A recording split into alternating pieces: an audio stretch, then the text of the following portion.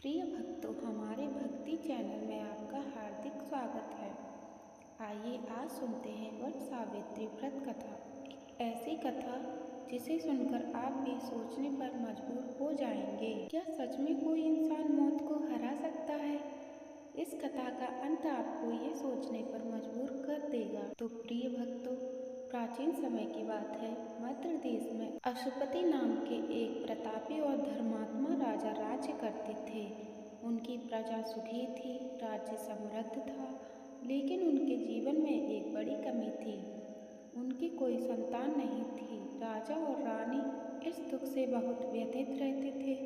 उन्होंने अनेक यज्ञ, दान, पुण्य, पूजा पाठ किए, परंतु उन्हें संतान प्राप्ति नहीं हुई। अंततः राजा अश्वपति ने एक देवी सावित्री की कठोर तपस्या की।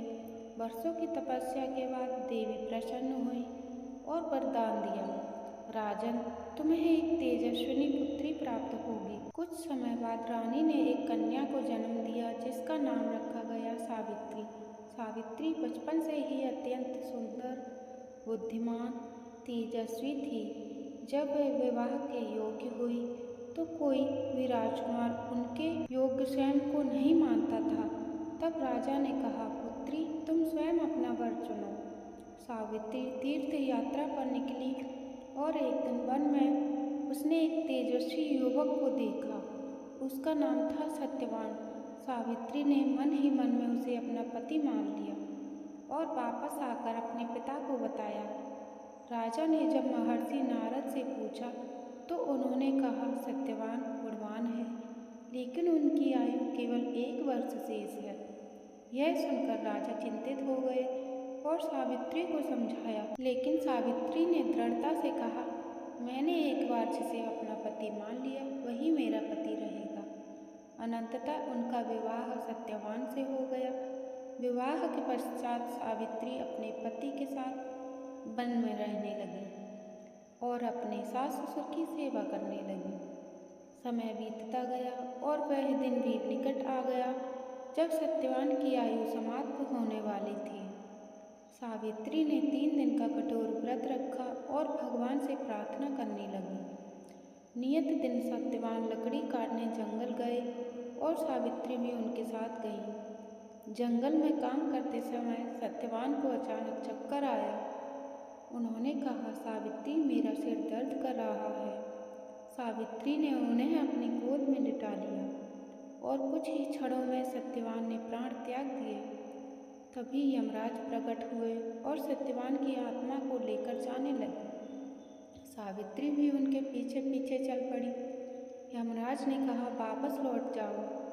सावित्री बोली, पत्नी का धर्म है कि वह अपने पति के साथ रहे। सावित्री की भक्ति और बुद्धिमत्ता से प्रसन्न होकर यमराज ने कहा, एक वर मांगो, लेकिन सत्यवान का जीवन नहीं। सावित्री ने पहला वर मांगा, मेरे ससुर की आंखों की रोशनी वापस आ जाए। यमराज ने स्वीकार किया। दूसरा वर, उन्हें उनका राज्य वापस मिल जाए। यमराज ने यह भी दे दिया। तीसरा वर, मेरे पिता को 100 पुत्र प्राप्त हों। यह भी स्वीकार हुआ। फिर यमराज ने चौथा वर मांगने को कहा। सावित्री ने कहा, मुझे भी 100 पुत्र प्राप्त हों।